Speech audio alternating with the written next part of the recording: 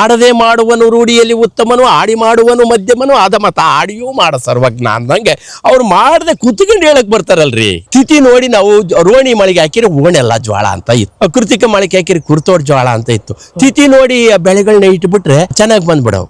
ಅದ ನೋಡಿ ಅರಗಣ್ಣ, ಬೆದೆ ನೋಡಿ ಬಿತ್ತಣ್ಣ, ಗುಣ ನೋಡಿ ಸೆರಗ ಇಡಿಯಣ್ಣ ಅಂತ ಹೇಳಿದ್ದಾರೆ. ಅದ ನೋಡಿ ಏನೇನೋ ಮಾಡ್ಕೊಂತಿದ್ವಿ, ಆ ಪರಂಪರೆಯಿಂದ ಆ ಜ್ಞಾನ ಹಂಗೆ ಹರಿದು ಬಂದಿತ್ತು. ಅದನ್ನೆಲ್ಲ ಡಮಾಲಿಶ್ ಮಾಡ್ಬಿಟ್ರಲ್ಲಪ್ಪ. ಅತಿ ಸುಖ ಕೆಲಸದೆ ದುಡಿವನು ಗೌರವಗಾಶಿಸದೆ. ನಮ್ಮ ಒಂದು ಕೃಷಿ ಪರಂಪರೆ ಹೇಗಿತ್ತು ಅನ್ನೋದು ಸ್ವಲ್ಪ ನೆನಪು ಮಾಡ್ತೀನಿ. ದುಡಿಯುವುದು, ಬೆಳೆಯುವುದು, ಆಮೇಲೆ ಪೂಜೆ ಮಾಡಿ ಹಂಚುವುದು ಅಂತ ಮಾಡ್ತಾ ಇದ್ದ. ಜ್ವಾಳ ಹುಳ ಬೀಳ್ತಾವಂತ ಅಗೆದಾಗ ತುಂಬ್ತಾ ಇದ್ದ, ಕಟ್ಟೆಗಳಲ್ಲಿ ಕಣಜಗಳಲ್ಲಿ ತುಂಬ್ತಾ ಇದ್ದ, ಗೋಡೆಗಳಲ್ಲಿ ವಾಡೆದಾಗ ತುಂಬ್ತಾ ಇದ್ದ, ಕಟ್ಟೆ ಮೇಗೆ ಖರ್ಚುಗಳಲ್ಲಿ ತುಂಬ್ತಾ ಇದ್ದ. ಹಳೆಯ ಕನಸು ಮಾಡೋ ಇಂದು ನನಸು ವಿಜಯ. ನಮಸ್ತೆ. ಈಗ ಅಲ್ಲಿ ನಮ್ಮ ಅಳಿಯನ ಪ್ಲಾಟಿನಲ್ಲಿ ಮಾಡಿರ್ತಕ್ಕಂಥ ಒಂದು ಮರನ ನೀವೀಗ ನೋಡಿದಿರಿ. ಹೌದು. ಅದರ ಮುಂದುವರಿದ ಭಾಗವೇ ಈಗ ನಾನು ಬಾಗಿಲು ತೆಗಿತಕ್ಕಂಥ ಜೀವನವನ. ಜೀವನವನ ಅಂತಂದ್ರೆ ಕೃಷಿಕರಿಗೂ ಒಂದು ಜೀವನ ಇದೆ, ಆದ್ರೆ ಇತ್ತೀಚೆಗೆ ಹೀನಾಯ ಸ್ಥಿತಿ ಆಗಿದೆ. ಯಾಕಪ್ಪ ಅಂತಂದ್ರೆ ನಮಗೆ ಒಂದು ಯೋಗ್ಯವಾದ ಬೆಲೆನೇ ಸಿಗದಿದ್ದಕ್ಕೆ ಜಾಣರು ಬರೀ ಕೊಂಡುಕೊಳ್ಳುವ ಕಲೆಯನ್ನು ಹೇಳ್ಕೊಟ್ಬಿಟ್ರು. ನನ್ನ ಬೀಜ ತಗ, ನನ್ನ ಗೊಬ್ಬರ ತಗ, ನನ್ನ ಔಷಧಿ ತಗ, ಔಷಧಿನೇ ಹೊಡಿದೇ ಇರ್ತಕ್ಕಂಥ ವ್ಯವಸ್ಥೆಗೆ ಸಿಂಪಡಿಸದೇ ಇದ್ದು ಮಾಡ್ತಕ್ಕಂಥ ಕೃಷಿ ಪದ್ಧತಿನ ಡಮಾಲಿಶ್ ಮಾಡಿಬಿಟ್ರು. ಪ್ರತಿ ಒಂದು ಬೆಳೆಗಳಿಗೂ ಕಾಯಿಲೆಗಳು ಬರಂಗಾಗಿ ನಾವು ಔಷಧಿಗಳ ಅಂತ ಹೆಸರಿನಲ್ಲಿ ಕೊಂಡುಕೊಳ್ಳುವವರಾಗಿ ವಿಷದ ಪ್ರೋಕ್ಷಣೆ ನಾವು ಮಾಡಿಬಿಟ್ಟು ಭಾಳ ಭಾಳ ಭಾಳ ದುಡ್ಡನ್ನ ನಾವು ಸಂಪಾದಿಸಿದ್ದೆಲ್ಲ ಬರೀ ಗೊಬ್ಬರದ ಅಂಗಡಿಗೆ, ಬೀಜದ ಅಂಗಡಿಗೆ ಕೊಡಕಚ್ಚು. ಅಂದರೆ ನಮಗೆ ಜೋಬು ತುಂಬಿಕೊಳ್ಳುವ ವ್ಯವಸ್ಥೆ ಸ್ವಲ್ಪ ಬೆಳೆದ್ರು ಹಿಂದಿನ ಕಾಲದಲ್ಲಿ. ನಮ್ಮ ಒಂದು ಕೃಷಿ ಪರಂಪರೆ ಹೇಗಿತ್ತು ಅನ್ನೋದು ಸ್ವಲ್ಪ ನೆನಪು ಮಾಡ್ತೀನಿ. ರೈತ ಅಂತಂದ್ರೆ ದುಡಿಯುವುದು, ದುಡಿತಾ ಇದ್ದ. ದುಡಿದ ಮೇಲೆ ಏನ್ ಮಾಡ್ತಾ ಇದ್ದ ಅಂದ್ರೆ ಬೆಳೆಯುವುದು, ಬೆಳಿತಾ ಇದ್ದ. ಬೆಳೆದ ಮೇಲೆ ಏನ್ ಮಾಡ್ತಾ ಇದ್ದ ಅಂತಂದ್ರೆ ರಾಶಿ ಪೂಜೆ ಮಾಡಿ ಹಂಚುವುದು ಅಂತ ಒಂದು ಕೆಲಸ ಮಾಡ್ತಾ ಇದ್ದ. 12 ಜನ ಆಯ್ಗಾರರು ಅಂತ ಇರ್ತಿದ್ರು ಒಳ್ಳೆಗೆ, ಅವ್ರಿಗೆಲ್ಲ ಕೊಡ್ತಾ ಇದ್ದ. ಈ ಚೌರ ಮಾಡಿದರಿಗೆ, ಆಮೇಲೆ ನಮಗೆ ಚಪ್ಪಲಿ, ಬಾನೆ ಇದನ್ನೆಲ್ಲ ಹೊಲ್ದರೆ ಮನೆಗಾರರಿಗೆ ಅಂತ ಅಷ್ಟು ಕೊಡ್ತಾ ಇದ್ದ. ಆಮೇಲೆ ದೇವಸ್ಥಾನದ ಪೂಜಾರಿಗೆ ಅಂತ ಕೊಡ್ತಿದ್ದ, ಪೂಜಾರಿಗೆ ಅಂತ ಕೊಡ್ತಾ ಇದ್ದ, ತಳವಾರಿಗೆ ಅಂತ ಕೊಡ್ತಾ ಇದ್ದ, ನೀರ್ಗಂಟಿಗೆ ಅಂತ ಕೊಡ್ತಾ ಇದ್ದ, ಆಮೇಲೆ ಐನೇರಿಗೆ ಅಂತ ಕೊಡ್ತಾ ಇದ್ದ, ಅವ್ರಿಗೂ ಅಂತ ಕೊಡ್ತಾ, ಮಡಿವಾಳ್ರಿಗೂ ಕೊಡ್ತಾ ಇದ್ದ. ಹಿಂಗೆ ಆಮೇಲೆ ಬಡಿಗೇರಿಗೂ ಕೊಡ್ತಾ ಇದ್ದ. 12 ಜನ ಆಯ್ಗಾರ ಅಂತ ನಮ್ಮ ಏರಿಯಾದಲ್ಲಿ ಇದೆ. ಒಂದೊಂದು ಏರಿಯಾದಾಗ 18 ಜನ ಆಗಿದ್ದಾರೆ, ನಮ್ಮಲ್ಲಿ 12 ಜನ ಅಂತ ಒಂದು ಇದೆ ವಾಡಿಕೆ. ಹಿಂಗೆ 12 ಜನ ಆಯ್ಗಾರಿಗೆ ಕರೆದು ಪೂಜೆ ಮಾಡಿ ಅವನಿಗೆ ಹಂಚುತ್ತಿದ್ದ. ದುಡಿಯುವುದು, ಬೆಳೆಯುವುದು, ಆಮೇಲೆ ಪೂಜೆ ಮಾಡಿ ಹಂಚುವುದು ಅಂತ ಮಾಡ್ತಾ ಇದ್ದ. ಹಂಚುವುದು ಆದ್ಮೇಲೆ ಏನ್ ಮಾಡ್ತಾ ಇದ್ದ, ಅದನ್ನ ತುಂಬುವುದು ಅಂತ ಒಂದು ಕೆಲಸ ಮಾಡ್ತಾ ಇದ್ದ. ಎಲ್ಲಿ ತುಂಬ್ತಾ ಇದ್ದ ಅಂತಂದ್ರೆ ಜ್ವಾಳ ಹುಳ ಬೀಳ್ತಾವಂತ ಅಗೆದಾಗ ತುಂಬ್ತಾ ಇದ್ದ, ಕಟ್ಟೆಗಳಲ್ಲಿ ಕಣಜಗಳಲ್ಲಿ ತುಂಬ್ತಾ ಇದ್ದ, ಗೋಡೆಗಳಲ್ಲಿ ವಾಡೆದಾಗ ತುಂಬ್ತಾ ಇದ್ದ, ಕಟ್ಟೆ ಮೇಗೆ ಖರ್ಚುಗಳಲ್ಲಿ ತುಂಬ್ತಾ ಇದ್ದ. ಈ ರೀತಿ ತುಂಬುವುದು ಅಂತ ಇತ್ತು. ತುಂಬುವುದಾದ್ಮೇಲೆ ಏನಿತ್ತು, ಬಳಸುವುದು ಅಂತ ಇತ್ತು. ಬಳಸುವುದಂತಂದ್ರೆ ಕಾಳು ಕೊಟ್ಟು ಕೆಲಸ ಮಾಡಿಸ್ತಾ ಇದ್ದ. ನಾವು ಕೂಲಿ ಆಳಿಗೆ ಕಾಳು ಕೊಟ್ಟು ನಾವು ಚಿಕ್ಕರಿದ್ದಾಗ ಅದೇ ಇದ್ದದ್ದು, ದುಡ್ಡೇನು ಬಹಳ ಇದ್ದಿಲ್ಲ. ದುಡ್ಡು ಇರದೇ ಇದ್ರು ಆನಂದವಾಗಿದ್ವಿ. ಯಾಕಂದ್ರೆ ಮನೆಗೆ ಇರ್ತಕ್ಕಂಥ ಕಾಳನ್ನ ಕೊಡ್ತಿದ್ವಿ, ಕೆಲಸ ಮಾಡಿಸ್ಕೊಳ್ತಿದ್ವಿ. 1 ಸೇರ್ ಕಾಳು, 1.5 ಸೇರ್ ಕಾಳು ಕಳೆ ತೆಗಿಯಕ್ಕೆ ಬರೋರು.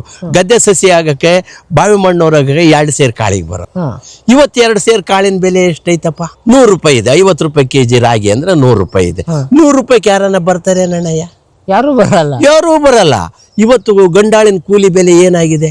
600 ರಿಂದ 800 ರೂಪಾಯಿ, 1000 ರೂಪಾಯಿ, ಅಲ್ಲ 500 ರೂಪಾಯಿ ನಣ್ಣಯ್ಯ. ಅದು 500 ರೂಪಾಯಿ.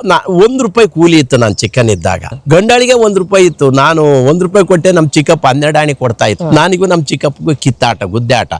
ನೀನ್ 4 ಆಣಿ ಹೆಚ್ಚಿಗೆ ಮಾಡಿದೆಲ್ಲೋ ಅಂತ ನನಗೆ ಅತಿ.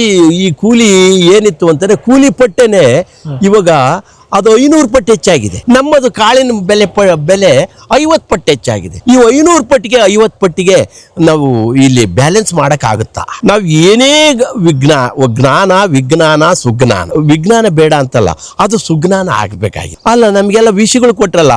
ಭೂಮಿನ ನಮ್ಮ ದೇಶದ, ನಮ್ಮ ಪರಂಪರೆ ಎಲ್ಲ ಸ್ವೀಕರಿಸಿದ್ದು ಅನ್ನಪೂರ್ಣೇಶ್ವರಿ ಅಂತ ಸ್ವೀಕರಿಸಿದ್ವಿ, ಗೌರಮ್ಮ ಅಂತ ಸ್ವೀಕರಿಸಿದ್ವಿ. ನಮ್ಗೆ ವಿಷ ಹಾಕ್ಬಾರ್ದು ಅಂತ ಅಂದ್ಕೊಂಡಿದ್ವಿ. ಅದನ್ನೆಲ್ಲ ಔಷಧಿ ಅಂತ, ವಿಷಗಳನ್ನ ಔಷಧಿ ಅಂತ ಕೊಟ್ಟು ಕೊಟ್ಬಿಟ್ಟು ವಿಷ ಹಾಕಂಗ್ ಮಾಡ್ಬಿಟ್ರಲ್ಲಪ್ಪ ಜಾಡ್ರು ನಮ್ಮನ್ನ. ನಮಗೇನ್ ಗೊತ್ತಿತ್ತು ಅದೆಲ್ಲ? ನಮಗೆ ಗೊತ್ತಿಲ್ಲದೆಲ್ಲ ತಂದ್ಬಿಟ್ರು. ನಾವೆಲ್ಲ ಮಾಯಮ್ಮನ ಬೆನ್ನ ಹತ್ಬಿಟ್ವಿ. ಇವೇ ಈ ವಿಷಯಗಳನ್ನ, ಈ ಲವಣಗಳನ್ನ, ಇಂಥವನ್ನೆಲ್ಲ ನಾನು ಮಾಯಮ್ಮ ಅಂತ ನಾನು ಮಾಯೆ ನಮಗೆ ಮಾಯನ ಹಚ್ಬಿಟ್ರು. ನಮಗೆ ಆ ಮಾಯೆ ಅದ್ರ ವಾಹನನೇ ಕುದುರೆ ಓಡ್ತಿರ್ತಾಳೆ, ನಮ್ಮ ಕೈ ಸಿಗಲ್ಲ. ನಾವು ಮಾಯಮ್ಮನ ಬೆನ್ನ ಹತ್ಬಿಟ್ಟಿದೀವಿ, ಭೂಮಮ್ಮನ ಬೆನ್ನ ಹತ್ತದ್ ಬಿಡಿಸ್ಬಿಟ್ರಲ್ಲ. ಮೊದ್ಲು ತಿಥಿ ನೋಡಿ ನಾವು ರೋಣಿ ಮಳೆಗೆ ಹಾಕಿರಿ ಓಣೆಲ್ಲ ಜ್ವಾಳ ಅಂತ ಇತ್ತು, ಕೃತಿಕ ಮಳೆಗೆ ಹಾಕಿರಿ ಕುರ್ತೋಡ್ ಜ್ವಾಳ ಅಂತ ಇತ್ತು. ತಿಥಿ ನೋಡಿ ಬೆಳೆಗಳನ್ನ ಇಟ್ಬಿಟ್ರೆ ಚೆನ್ನಾಗಿ ಬಂದ್ಬಿಡವು. ಏನಪ್ಪ ಅದ ನೋಡಿ ಅರಗಣ್ಣ, ಬೆದೆ ನೋಡಿ ಬಿತ್ತಣ್ಣ, ಗುಣ ನೋಡಿ ಸೆರಗ ಇಡಿಯಣ್ಣ ಅಂತ ಹೇಳಿದ್ದಾರೆ. ಅಯ್ಯೋ ಅಲ್ಲ, ಜಾನಪದರು, ನಾನು ಹೇಳಿದ್ದಲ್ಲ ಇದು. ಅದ ನೋಡಿ ಏನೇನೋ ಮಾಡ್ಕೊಂತಿದ್ವಿ. ಆ ಪರಂಪರೆಯಿಂದ ಆ ಜ್ಞಾನ ಹಂಗೆ ಹರಿದು ಬಂದಿತ್ತು. ಅದನ್ನೆಲ್ಲ ಡಮಾಲಿಷ್ ಮಾಡಿಬಿಟ್ರಲ್ಲಪ್ಪ.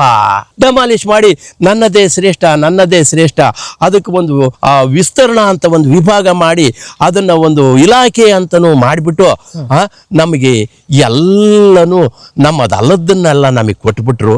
ಏನ್ ಮಾಡಬಾರದು ಅದನ್ನೆಲ್ಲ ಮಾಡಿಬಿಟ್ಟಿದೀವಿ. ಅತಿ ಹೆಚ್ಚು ವಿಷಯಗಳನ್ನ ಬಳಕೆ ಮಾಡಿ ಅತಿ ಹೆಚ್ಚು ಲವಣಗಳನ್ನ ಭೂಮಿಗೆ ಹಾಕಿದೀವಿ. ಅದಕ್ಕಂಗ ನಮಗೆಲ್ಲ ಶಾಪ. ಕೃಷಿಕರು ನೋಡ್ರಿ, ಅವಾಗ 50 ದಶಲಕ್ಷ ಟನ್ ಇರೋದು ಇವಾಗ 350 ದಶಲಕ್ಷ ಟನ್ ಆಗಿದೆ. ಹೇಳುವುದಕ್ಕೆ ಮಾತ್ರ ರೈತ ದೇಶದ ಬೆನ್ನೆಲು. ರೈತನ ಬೆನ್ನೆಲುಬು ನೆಟ್ಟಿಗಿದೆಯಾ? ರೈತ ಚೆನ್ನಾಗದಾನ? ಇವನಿಗೆ ಕಾಯಕ ಗೌರವ ಬೆಲೆ ಇದೆಯಾ? ಸಿಗ್ತಾ ಇಲ್ಲಲ್ಲಪ್ಪ. ಹೇಗೆ ಹೀಗಾದ್ರೆ ಮಾಡೋದು? ನೊಂದು ಬೆಂದು ಬಿಟ್ಟಿದೀವಿ. ಬರೀ ನಮ್ಮ ಜೋಬು ಖಾಲಿ ಮಾಡುವ ತಂತ್ರಗಳೇ. ಈ ಬೀಜ ತಗೊಳಪ್ಪ, ನಮ್ಮ ಜೋಬು ಖಾಲಿ ಆಯ್ತು. ಈ ಔಷಧಿ ಹೊಡಿಯಪ್ಪ, ನಮ್ಮ ಜೋಬು ಖಾಲಿ ಆಯ್ತು.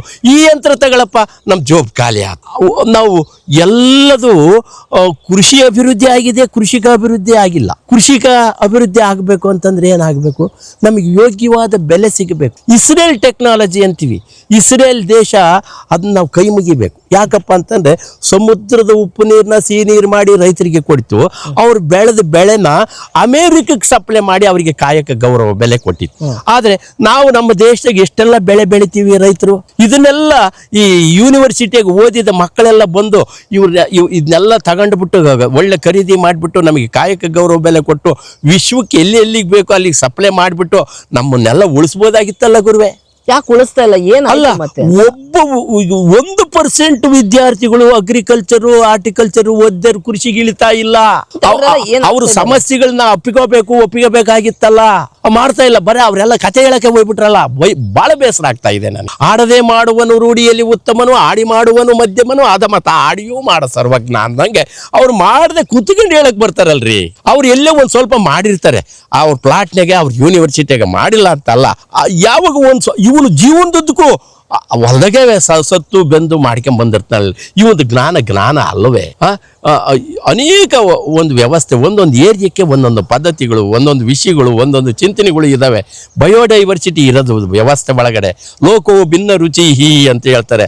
ಹಿಂಗೆ ಈ ರೀತಿ ಇರಬೇಕಾದ್ರೆ ನಾವು ನಮ್ಮ ಜಾಣ್ರು ಏನ್ ಮಾಡ್ಬೇಕು ಅಂತಂದ್ರೆ, ರೈತರ ಬೆಲೆಗಳನ್ನ ಒಂದು ಯೋಗ್ಯವಾದ ಬೆಲೆಗೆ ತಗೊಂಡು ಅದನ್ನು ಬೇರೆ ಕಡೆಗೆ ಸಪ್ಲೈ ಮಾಡಿ ರೈತರನ್ನ ಉಳಿಸ್ತಕ್ಕಂಥ ತಂತ್ರಗಳಾಗಬೇಕು. ಜ್ಞಾನ ಕೆಟ್ಟದ್ದು ಅಂತ ನಾನು ಹೇಳ್ತಾ ಇಲ್ಲ. ಆ ಜ್ಞಾನ ಸುಜ್ಞಾನ ಆಗಬೇಕು. ಸುಜ್ಞಾನ ಆಗಿದೆಯೇ?